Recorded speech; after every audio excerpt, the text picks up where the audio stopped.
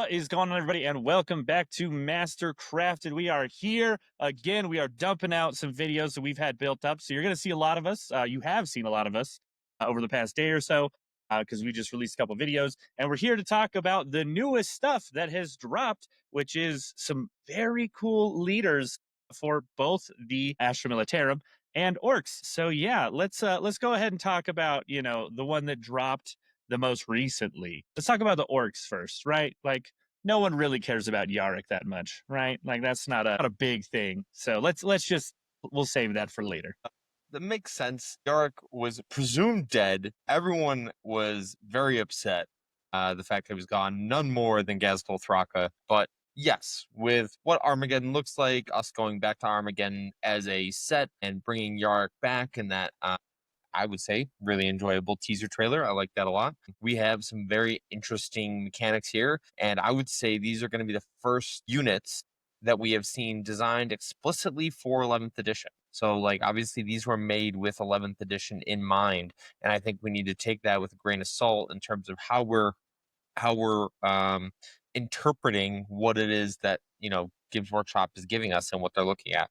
And I would just say, like, right off the bat, we have two characters that have a lot of stuff to them. They are not baseline characters, kind of what we've seen in previous editions in terms of named characters for some other armies. We are seeing multiple abilities. We are seeing well beyond what we've normally used to in terms of durability and lethality. So I know, we've talked about it before, Elaine and I, of like when an edition starts off, it's usually, everyone's trying to get tamped down, doesn't have all the rules and stuff like that. But Lane, like right off the bat, this Wazdaka Gutsmek, he feels incredibly powerful. So I'll run through his abilities real quick, just so everyone's kind of on the same page, and then we'll go over the data sheet as a whole. And it's a pick 3 ability, too.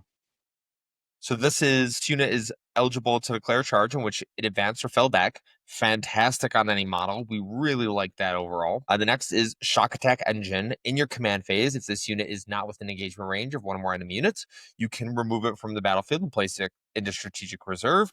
The only restriction is not within engagement range, so it's not within a board edge. It can be anywhere on the board. It can just get picked up and you can go do something else with it. Fantastic. And then each time this unit advances, do not make an advance roll for it. Instead, until the end of the phase, add 6 to the move characteristic of models in this unit, or models in this unit can move through models and terrain features. Absolutely incredible. All three of these abilities are good. And then it is determined in your command phase, not at the beginning of the battle round, which is significant. We all know how much we hate those abilities because if you are going second, it means all you're doing is telegraphing what you're doing, but it is now in your command phase. You get to select one of those abilities. And until the start of your next command phase, this model has that ability, which is honestly exactly what you want. But those are 3 abilities that you would very easily use multiple times. Yeah, it is. I think it's one of the most flexible of the pick 3s. I think in terms of like actual utility and just the sheer power that you get out of each one of those 3 abilities. They're so solid. None of them are a bad pick.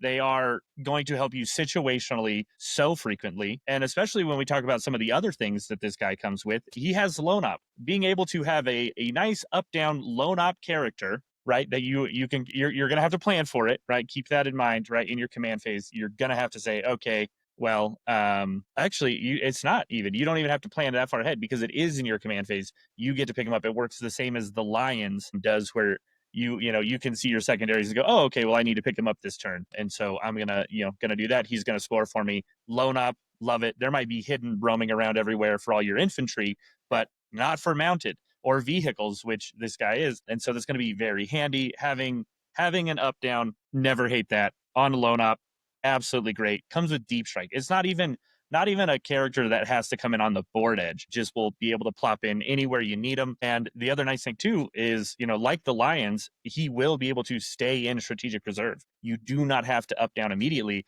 so you can set yourself up for rapid ingress plays that are going to be, potentially coming up. And the other thing that I think really gives you some great flexibility here is I like that it has the option for, advance and charge, fall back and charge, which is basically like you have the mini wah almost for this guy of being able to give that advance and charge. But if it is the wah and you're already getting that as an army roll, you can be like, I just moved 20 inches. I will auto, I'm going to go +6, or maybe you need to just go through some walls.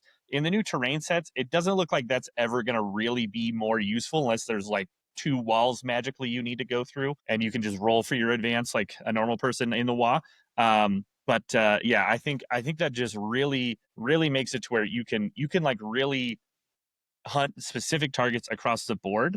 And the fact that he has precision in his shooting, it's okay, but like that's a pretty good just a marine gun that he has. Well, we might as well dive into his profiles. He's got his grab a draga in shooting. It's 12-inch range. It's only one shot. It hits on twos, which for orcs, when was the last time you saw anything in shooting hit on twos? Strength 10, AP2, damage 3. Like in general, that's not going to kill any character, right? How many 3 wound characters are you generally shooting at? Unless you're shooting at like a guard character, maybe my There's a couple of Gene commands. Steer called characters that are 3 Yeah, wounds. There's some Eldar characters that are 3 wounds. right. And in which case, oh my God, thank God we're strength 10. You really needed to be strength 10 to kill those characters. But well, it's not bad. And then the second one is it has assault, it sustained hits 12 shots. This is gonna clear not only chaff pretty well, it does hit on 4s, which does kind of suck. Hopefully they're not in cover or you have a way to ignore it. And then it's strength 6, AP2, damage 2. So this is still going to clear, small marines fairly well between those two profiles. You're like, I could maybe, mess with a unit of scouts or something, which is nice. The fact that he does also have assault on here makes it very nice, to where you're not like, oh, well, I chose to, advance and charge this turn. You just get to do both still, which feels good. And then when we're looking at the melee weapons, the Grabba Draga is still the best of the weapons. You do get 6 attacks with it. It does have lance, hitting on 2, strength 10, AP2, damage 3, same as the shooting profile. Again, right? Like that's just very efficient. That's such a good profile into even elite infantry. AP3 would be lovely here. We'd love to see it, but who knows? Maybe the orcs will get some extra AP strats in their coming detachments, which would be lovely. They could really use it. Yeah, I think that's the biggest problem with them. So hopefully that's in there. But back to the data sheet, we do have the extra attacks from the little homie. Basically nothing. 1 attack, strength 3, AP 0, damage 1. And then there is also the speeding, bulk, and flaming exhaust, 6 attacks, hitting on 2s at 511. This does these extra bits of attacks that you do get here, or at least the choice in profile. Like I don't know why you would really pick.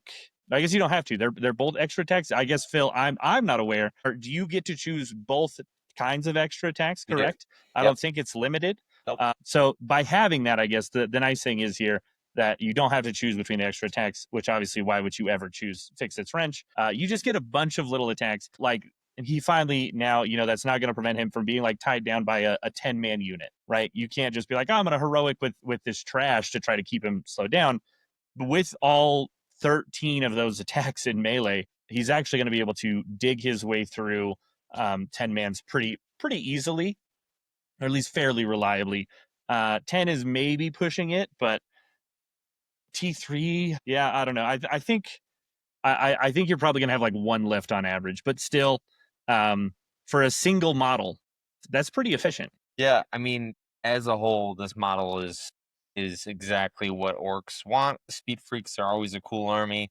There's a few of the things that this model gives, which is all of your warbikers would have battle line as long as he is the warlord, which means you don't necessarily have to make him your warlord. But if you do, like he helps out your army, that's not to say that you have to. I actually don't think he's necessarily mandatory. This is, depending on his points, like this is just an incredible piece that you probably want in almost every orc army, whether he's your warlord or not. Because at the end of the day, a lone op teleporting orc with a 3-up, 4-up invul, 10 wounds, OC3 for this individual model, which means he can very easily contest some of these objectives. He can very easily be in a position where he's going to sit on something and he's like, okay, do you want to commit? Like, do you want to fight me? Probably not. Do you want to charge me? Probably not.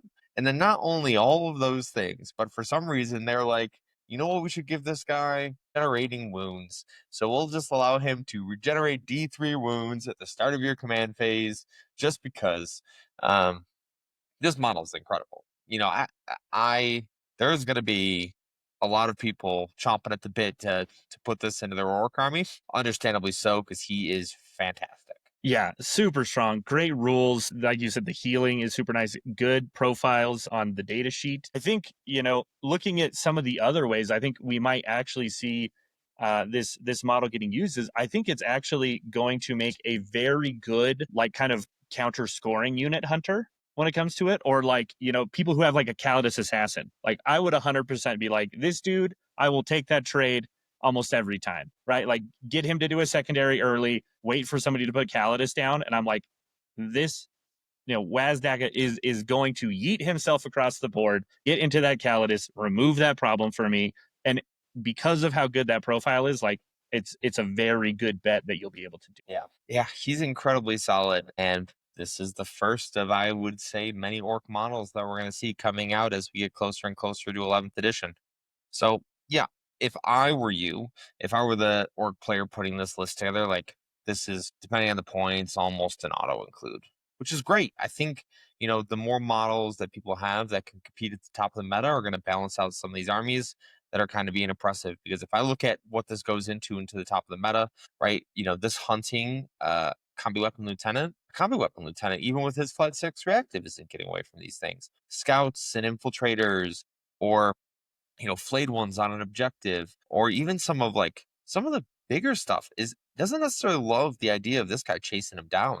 Right? If we talk about a squad of like Death Watch Terminators, like, I don't want to see this dude chasing me down, because at the end of the day, I'm going to be taking a lot of flat damage 3 on top of the shooting that I'm already going to take from him coming after me. It's not going to matter. So, like, overall, I don't love the idea of this guy chasing down a lot of the decent scoring pieces or even high end scoring pieces that a lot of armies have. You're muted. Yeah, I think this guy is especially going to be just a good threat, right? If you can just deploy him kind of towards your front line and say, like you're saying, a combi lieutenant, because he has lone op, you are going to threaten people and say, hey, if you hang something out here early and it's in a spot where I can get to it, he is T8, he has 10 wounds. Like, you can put that in a position where it's like, unless somebody really wants to put an asset that can deal with a profile that is this tough, right? You're going to be able to go kill a lot of early scoring pieces so easily with this model that it's going to make people go, oh, crap, I can't really put this here because I'm going to get punished if I do. I'm just going to potentially lose my scoring piece for nothing. And I can't even punish this dude because he has lone up. Like, I think it's such a great, scoring, counter scoring. Just, there's so much value in this model based off of how big of a threat range it has and how easy it is to get value out of this model.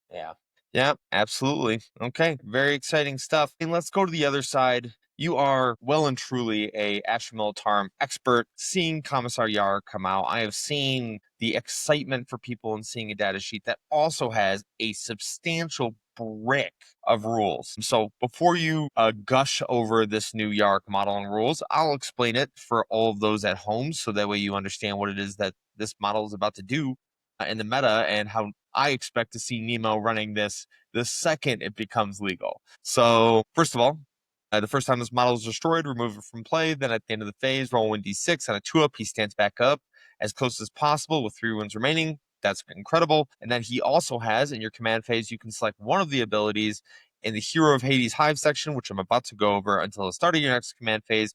This model has that ability. So once again, we have a flexible unit that at the beginning of the command phase is going to be able to select one of 3 abilities. The abilities you get to choose from is at the end of your opponent's movement phase, you can select one enemy unit that was set up or ended a move within 12, and one friendly regiment unit within 6 of and visible to this model. So Yarrick has to see the model that he is doing this to within 6, and they have to be set up or end a move within 12, which means that no line of sight is required or visibility is required for that 12 inches. They can be behind a wall, they can be behind a profile.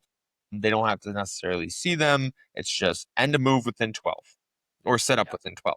Of his entire unit. Correct. It's brutal. It can be very big. Yep. So you can either make a more normal move up to D6, shoot at that enemy unit, but only if it's an eligible target. declare a charge against that enemy unit, but only if it is within 12 of the regiment unit. And then note for that, even if this is a successful charge, the charging unit does not receive any charge bonuses this turn. That is standard operating procedures from what we've seen up to this point regarding the charges in non-charging phase. Then you also have the choice of decisive command. The next order issued by this model can be issued to one eligible from the unit within 12 of this model if this is the first order issued by a unit from your army this phase. That order affects not only the eligible unit, but every other eligible unit within 6 of that eligible unit. So it kind of like spreads out, like you hit one and then it hits everybody else within 6. And then Inspiring Hero Aura, while a friendly Ashen Military unit is within 6 of this model, you can reroll the Battle Shock and Leadership test taken for that unit. So, Lane, 3 abilities. Are they as good as the ones we just looked at? Very good abilities, not as strong, in my opinion, as the 3 we just looked at overall, right? The reroll Battle Shocks is going to come up very, very situationally, right? Maybe you're playing against Tyranids or something. It's like, oh, the Shadow's turn is coming. I'm sure of it. I'm going to put him into, reroll leadership for that. But in general, not quite as good, right? When it comes to the next one above it, the decisive command, being able to splash orders, I think it can be very, very nice. But one of the things that I think a lot of guard players find is, in general, we have just a literal fuck ton of orders. Like, we don't actually have to have them be splashed because generally we're not hurting for those things. And especially not in a lot of the detachments where I think Yarrick is going to be the best. He's still going to have value anywhere you put him, but there are definitely some detachments that are going to make more use of this than others. And the best one in here by far is probably Counter Strategist. Being able to make a reactive move after everything else has moved. Very solid. You can really make your opponent worry about maintaining lines of sight on all of the targets they really want to see if you're positioning correctly. And so they're either going to have to overcommit and, make sure they have, okay, even if you move 6, I can still see you, and things like that.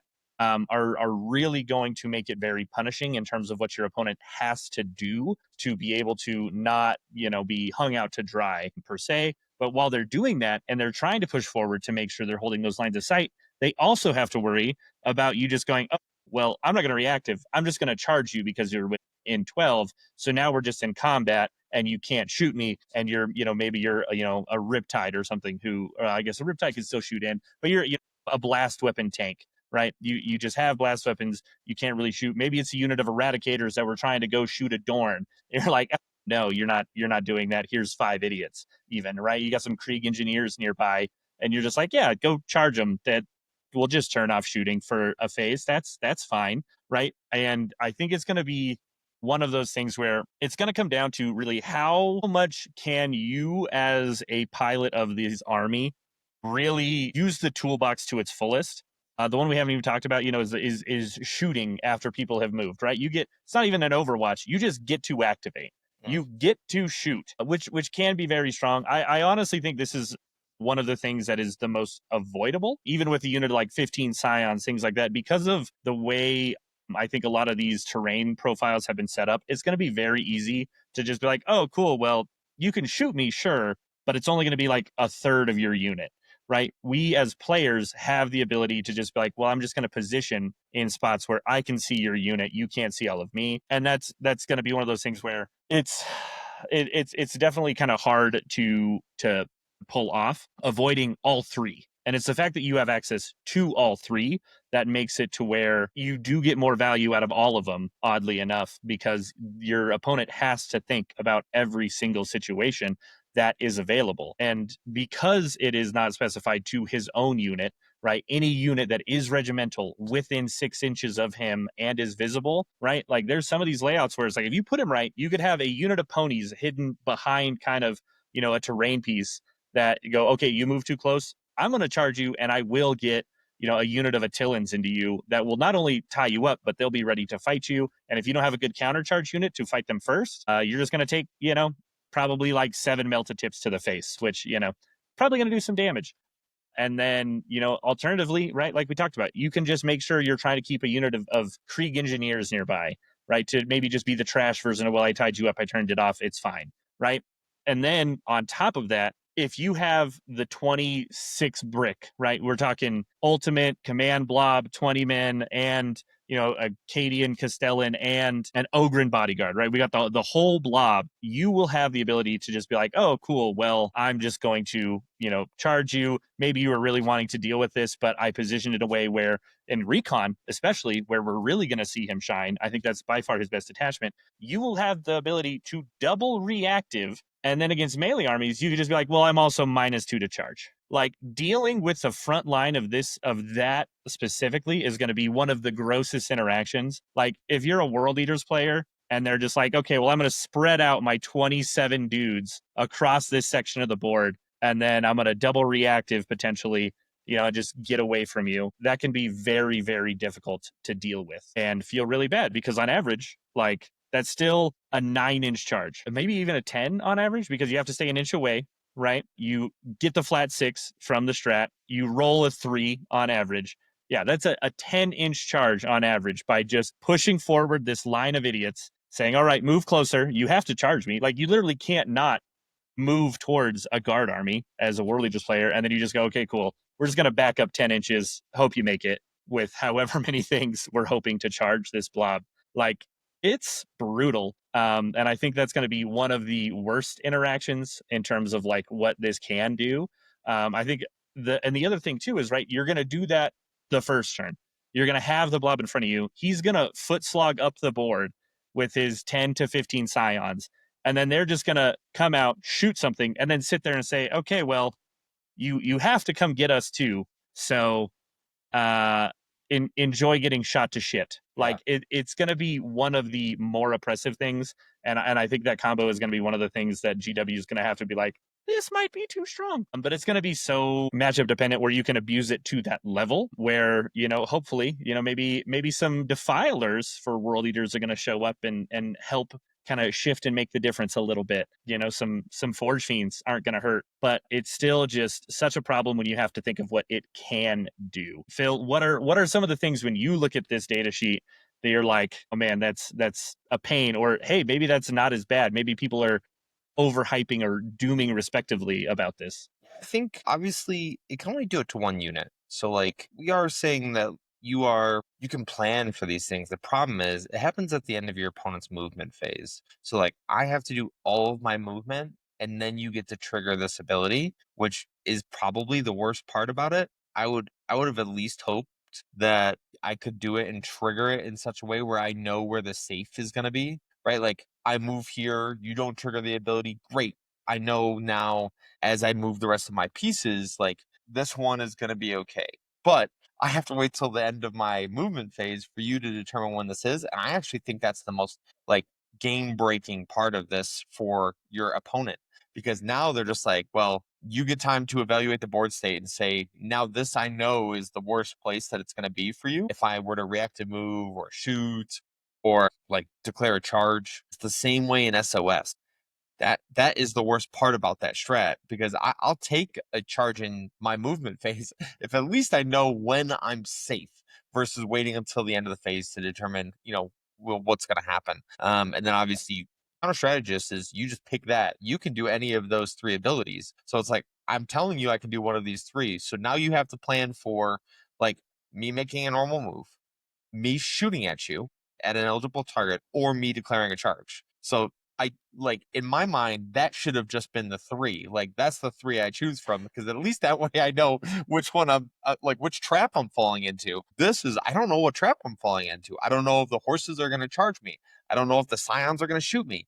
I don't know if the Cadian or Krieg 20 man is going to charge me. And now I'm just waiting for those things to happen and it's going to feel bad for some players when they're like, well, like any of those 3, and then they're going to pick the one. Hopefully, a good player is going to pick the one that hurts the most. So, like, that is kind of terrifying, if I'm honest. And the first unit I thought of, and we talked about it. I talked about it with Andre, one of our local guard players, who has been grinding away on recon because he's trying to get reps with it. Because to be fair, that's an army you need reps with. Just like I know Lane and I are gushing over recon guard. You know why so few players play it? It is one murder on the back because we're talking about 150 plus models that you're moving around the board. You have to move quickly. You have a lot of dice to roll. But on top of that, it is not an easy army to run.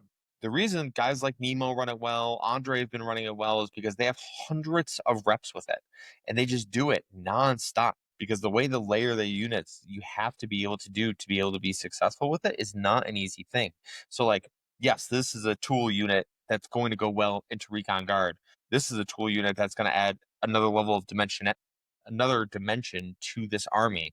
But by no means is it going to be an easy unit to include. It's going to be difficult. So yeah, I just like Krieg Heavy Flamers is the unit that he talked about the most because he can Overwatch and then he can reactive shoot you and he can shoot you when he dies and then like he'd shoot you in his face. So like he could technically shoot 4 times in a round with the unit. Yeah, it's not too shabby. The biggest problem is I hate that it's just one of the swingiest units.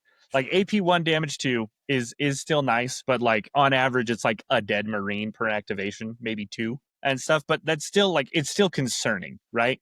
You're like, "Ooh, that that could be gross." But even just the simple part of it, like you could literally just be like, "Okay, cool. Well, I'm just going to be assaulting my opponent's natural, we'll say, and I'm going to be doing it with 3 waves of Kazarkin, we'll say, right? And you're just going to literally be able to, as long as you make sure like one is towed back or something to maintain that line of sight, you'll be able to just go up there, say, all right, or even fighting in the middle, right? You're going to just be able to say, okay, cool. Well, either I get a reactive and, get more on there. I get to keep them safe. I can just charge you if you're not actually that combatty because they have a 4-up save, right? Like if it's a unit of scouts, I'm going to not die enough for you to out OC me. And we just are like, all right, cool. We're chilling here for a turn, right? Or, there's just so many things. Or I just shoot you. Just be like, oh, yeah, I'm Kazarkin. Yeah, you're scouts. You're just dead, right? It does make those, the way those work super, super efficient and makes you worry about those things.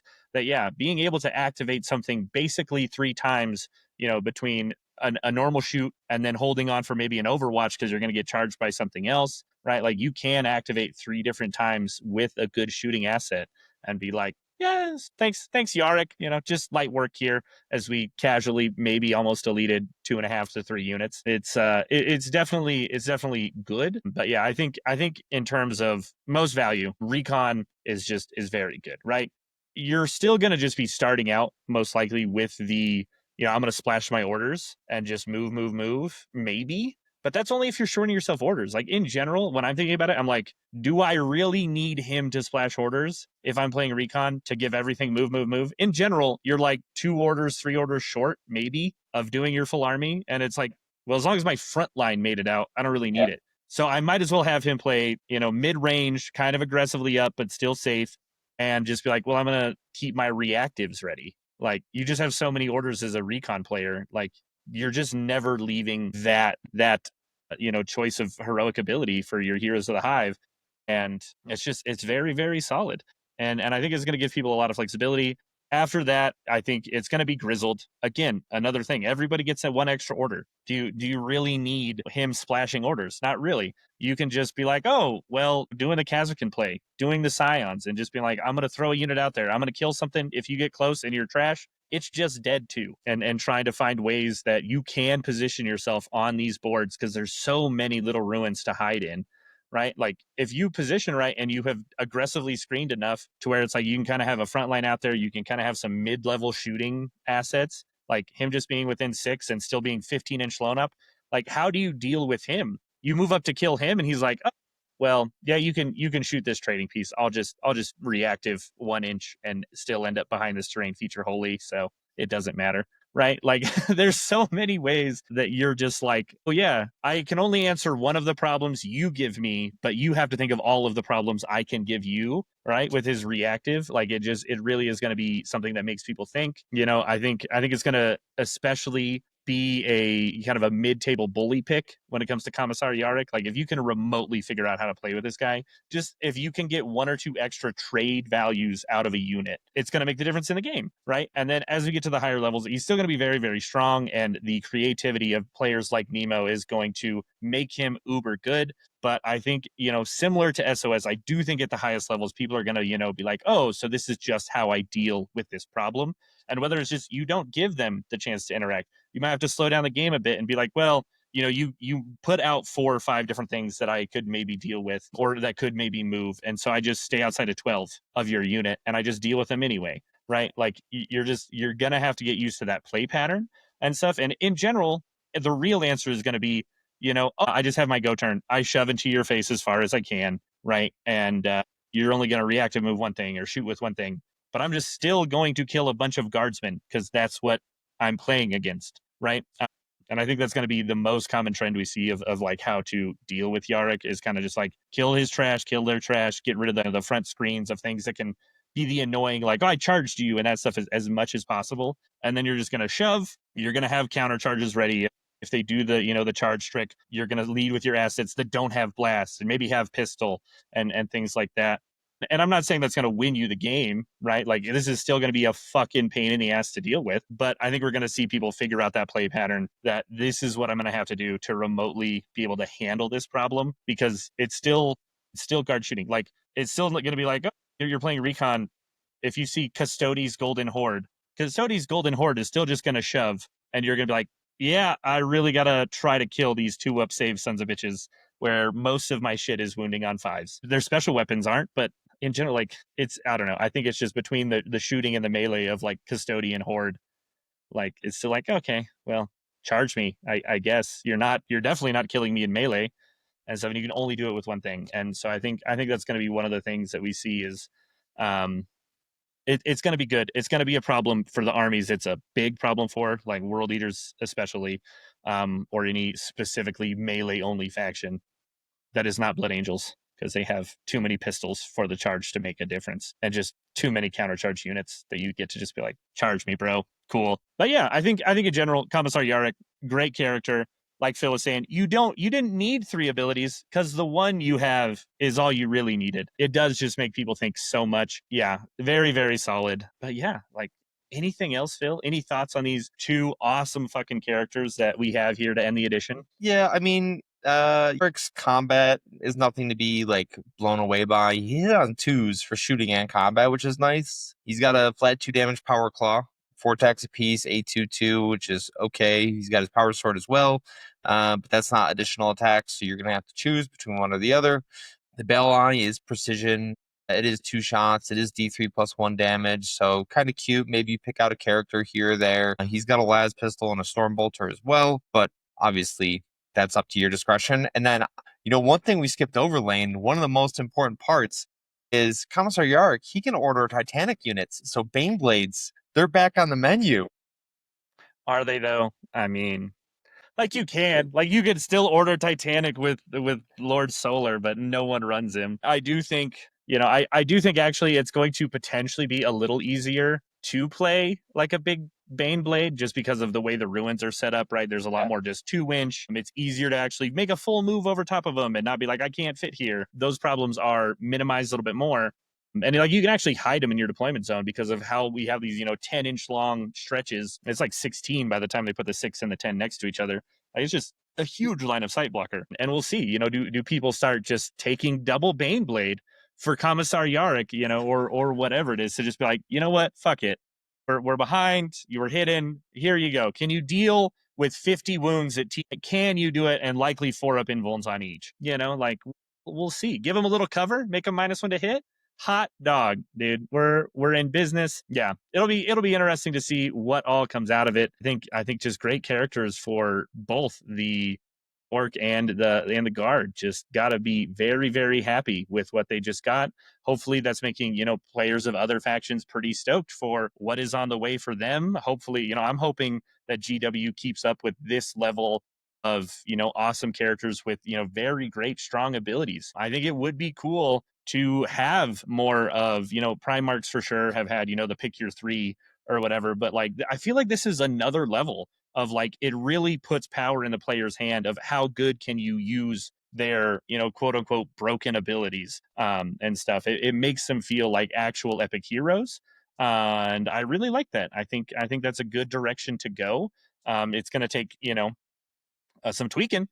It's going to really, we're going to have to make sure we keep some things balanced. But if they are able to do that, I would love to be in a 11th edition GW world a year from now where most factions have something similar to these data sheets where it's just like, you know, it's not great that like, oh, you have to have this. It's just so good. But like, I don't think you have to have these. I think they're very good and I think they're strong.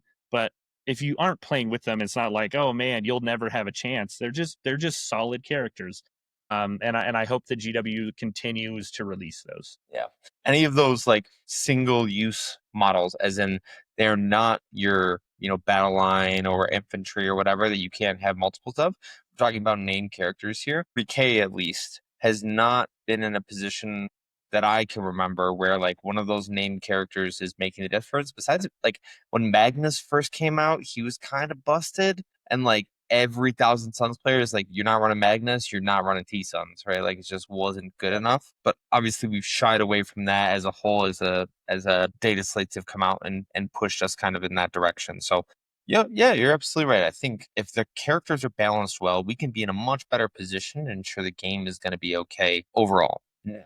I don't think anything in either of these made me think, wow, this is drastically different than something we've seen before out of a character. So nothing in here screams this is obviously for 11th edition. Kind of like when we talked about the Warp Strike detachment for CSM, where it specifically states you can't do the -1 damage in AOC. I was like, yep, they're already thinking about 11th edition there because they already want to prevent the stacking of stratagems, and they're already prefacing some of these things that they're giving us for what 11th edition is going to look like. So I don't know. Maybe these detachments get reworked at the beginning of 11th edition. I doubt it.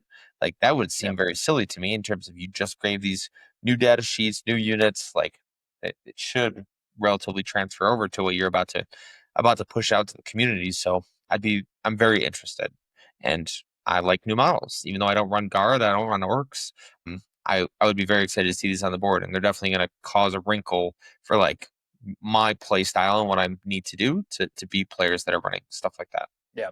Yeah, 100%. Gonna have to take into account all the fun shit these characters can do, whether it's moving insanely fast across the board themselves or yeeting trash at you, horses at you, just a shit ton of shots at you. Who knows? But these characters are going to be doing the thing, and we're excited to see them. Hopefully, going to be able to get them on stream at some point soon because they are going to be dope. I know Andre will be putting him in as soon as possible. As soon as he's legal, he will be in a list. So we at least got that one covered.